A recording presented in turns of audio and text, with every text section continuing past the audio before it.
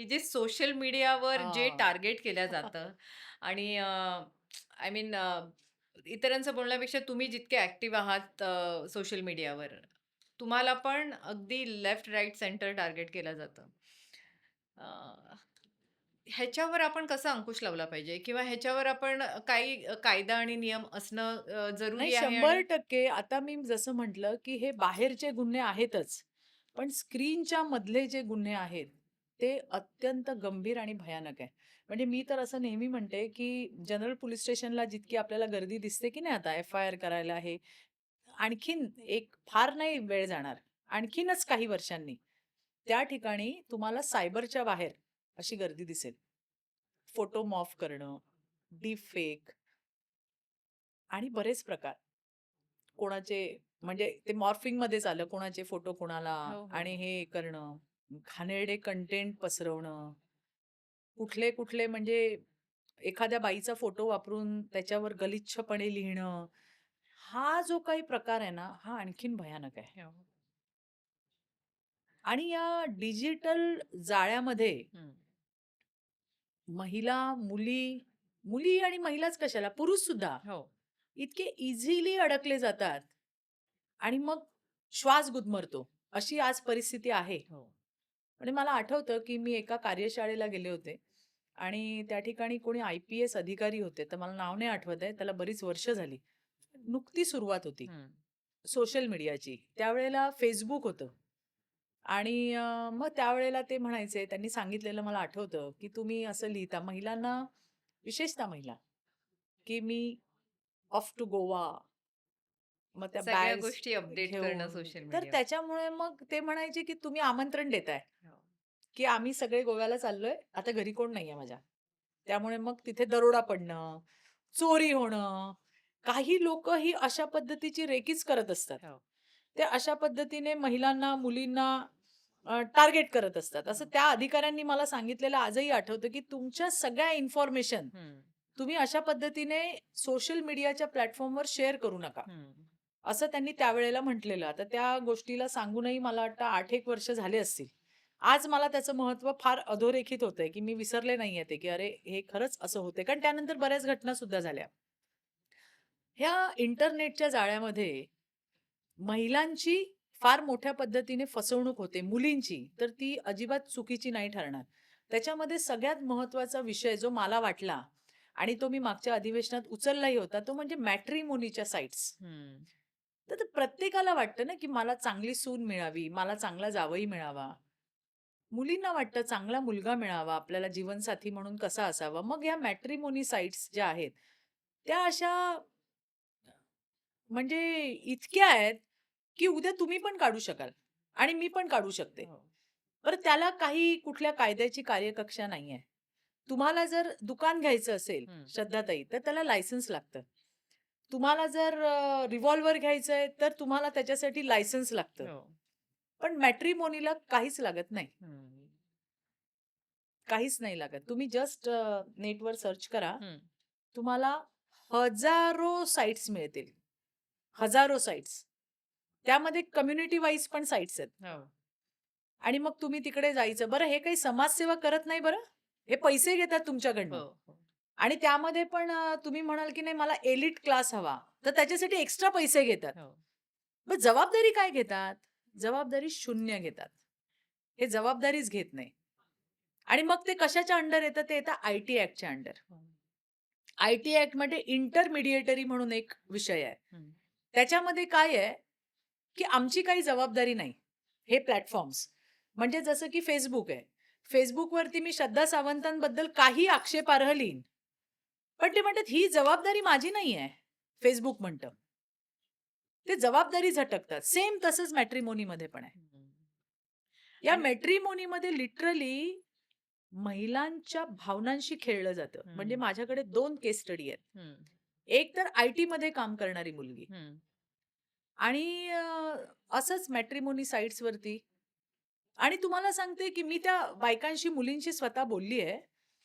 तर त्यांचं असं म्हणणं आहे, की चित्राताई ती मुलं अशी असतात, की प्रत्येकीचं एक असतं ना असं स्वप्न, स्वप्नातला राजकुमार कसा असतो, तो कसा असावा, हं. तो अप टू डेट असावा, असा छान स्टायलिश असावा, फर्राटेदार इंग्रजी बोलणारा किंवा असा कपडे वगैरे जे काही प्रत्येकाचं परसेप्शन काय असेल किंवा कसं पाहिजे आपल्याला, हो.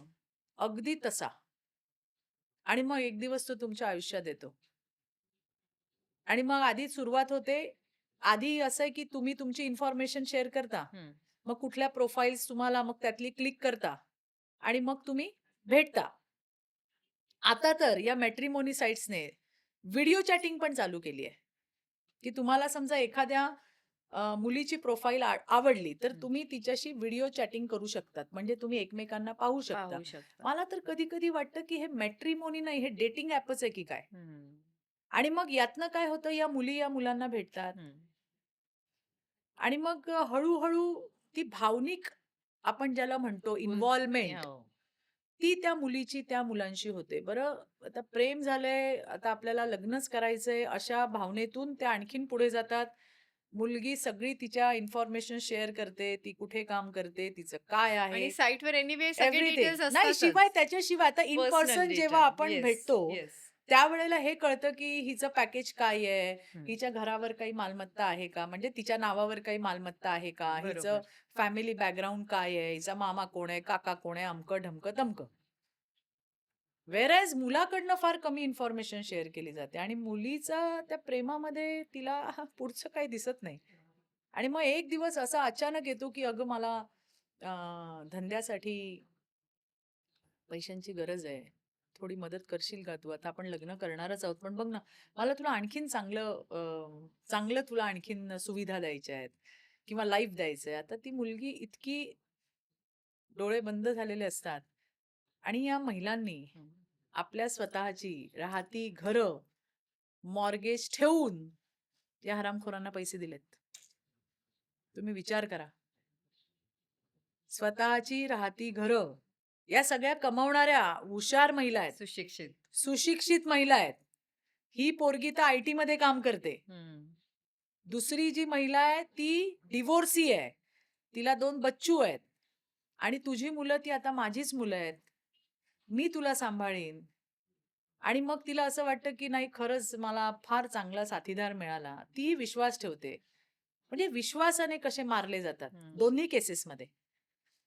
मग तिलाही असंच सांगण्यात येतं एक दिवस, की 8 एक महिने गेल्यानंतर, की "अगं मला धंद्यासाठी पैसे." ती पण बिचारी तिचं राहतं घर, तिने जे काही साठवून ठेवलं असेल तिच्या भविष्यासाठी, ते पैसे, वेळेला दागिने, हे सगळे मॉर्गेज ठेवून या हरामखोरांना पैसे दिले जातात. आणि श्रद्धाताई एक दिवस असा येतो, की हे असे हवेत गुल होतात. हळू फोन कमी करणं, मेसेजेसना रिप्लाय कमी देणं, नंतर त्यांच्याशी संपर्क तोडणं आणि एक दिवस हवा में गुल. बरं त्यांचे वेअर अबाउट्स काही या पोरींना माहीत नसतात. हं.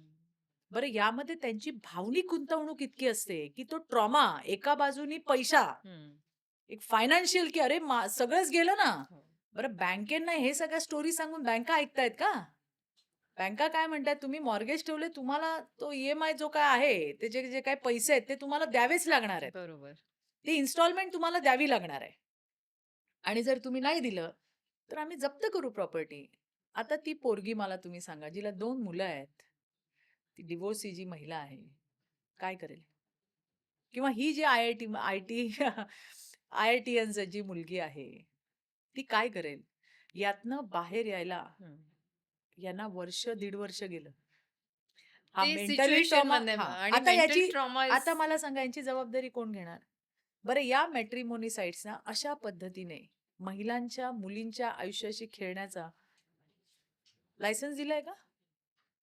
तुमची काहीच जबाबदारी नाही. एका केसमध्ये तर म्हणजे ते व्हिडिओज पण आहेत. एका केसमध्ये तर आधी एक आई-वडील दाखवले. हं. नंतर दुसऱ्या मुलाच्या वेळेला पण तेच आई-वडील दाखवले. अच्छा. म्हणजे हे अशी टोळी कार्यरत आहे का, की अशा मुलींना हेरायचं, अशा महिलांना हेरायचं हं. आणि त्यांना लुटायचं. तर याच्यासाठी सुद्धा कायदा होणं गरजेचं आहे आणि हा कायदा होईपर्यंत आणखीन मुलींची फसवणूक आपल्याला परवडणारी नाहीये. आणि म्हणून ताबडतोब काय करता येईल?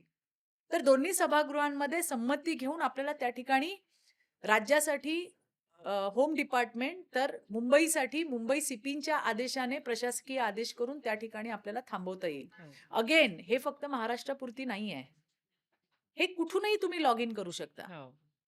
म्हणजे तुम्ही दिल्लीतून करू शकता, तुम्ही आउट ऑफ इंडिया पण लॉग इन करू शकता. आणि त्यामुळे हे केवढं मोठं भयानक रॅकेट चाललंय हे तुम्ही लक्षात घ्या. हो. आणि ज्यामध्ये पैसे देऊन आपण हे नवीन दुखणं विकत घेतोय. हो.